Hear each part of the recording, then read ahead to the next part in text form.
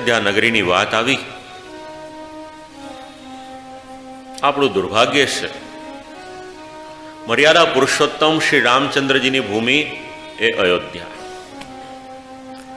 આટલા વર્ષોથી એનો વિવાદ ઊભો છે, હજી સુધી કંઈ નિરાકરણ નથી આવતું.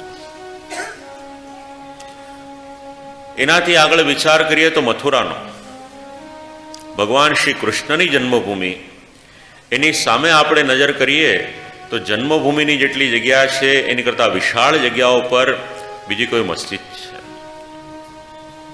અને એનાથી આગળ વિચાર કરીએ આપણે તો કાશી વિશ્વનાથ. કાશી વિશ્વનાથનો ઇતિહાસ વાંચો. એ મંદિરને કઈ રીતે તોડવામાં આવ્યું.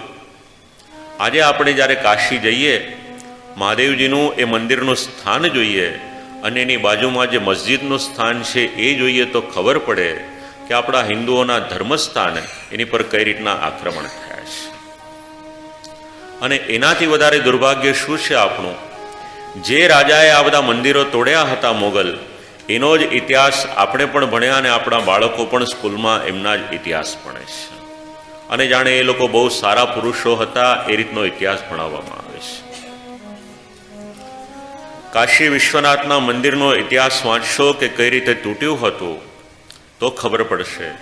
સોમનાથનો ઇતિહાસ વાંચો તો ખબર પડશે કે આપણા બધા મંદિરો કઈ રીતે ધ્વસ્ત કરવામાં આવ્યા હતા. જો અગર હિન્દુ છીએ તો હિન્દુત્વનું ગૌરવ અને એનું રક્ષણ કરવું એ તમારી ને મારી જવાબદારી છે. 2 મેગેઝિન આવે છે, લગભગ 30-35 વર્ષથી મારા ઘરે આવે છે. એક વિશ્વ હિન્દુ સમાચાર છે અને બીજું સાધના છે. 30 વર્ષથી વાંચતા વાંચતા છેલ્લા 4 વર્ષમાં એવું બન્યું છે કે ધર્મ પરિવર્તન જેટલા થતા હતા એ અટકી ગયા છે. બાકી તો પૂર્વોત્તર રાજ્યોને ત્યાં બધે જઈએ, વાંચીએ તો ખબર પડે કે એક સ્થાનમાં ત્યાં આગળ હિન્દુઓની વસ્તી કેટલી હતી અને 50 વર્ષમાં ત્યાં આગળ એટલું બધું પરિવર્તન આવી ગયું કે 2-5% હિન્દુઓ રહી ગયા ત્યાંના ઘણા બધા રાજ્યોમાં. ઘરમાં સંતાનોની સાથે પણ ક્યારેક હિન્દુત્વની વાત કરો તો જળવાયેલું રહેશે. નહીતર મેકોલેએ જે લખેલું છે એ વાંચીને ભણ્યા સંતાનો, શરીરથી હિન્દુ રહ્યા પણ મનથી વિદેશી થઈ ગયા. આજની પરિસ્થિતિ છે. સંસ્કૃતિનું રક્ષણ 3 શબ્દથી થાય. ભાષાથી થાય, પહેરવેશથી થાય અને આપણા ખોરાકથી થાય. આપણે આપણી મૂળ ભાષા ભૂલી ગયા. સંસ્કૃત તો બહુ દૂરની વાત છે. ગુજરાતી પણ લખતા વાંચતા નવી પેઢીને આવડે છે કે કેમ એ પ્રશ્ન છે. પહેરવેશ ભૂલ્યા આપણે આપણો. ધર્મ કાર્ય વખતે પણ કદાચ એ પહેરવેશ પહેરવાનો હોય તો પછી ધોતી બંડી કે એ બધું પહેરતા ફાવે કે કેમ એ પ્રશ્ન આવ્યો.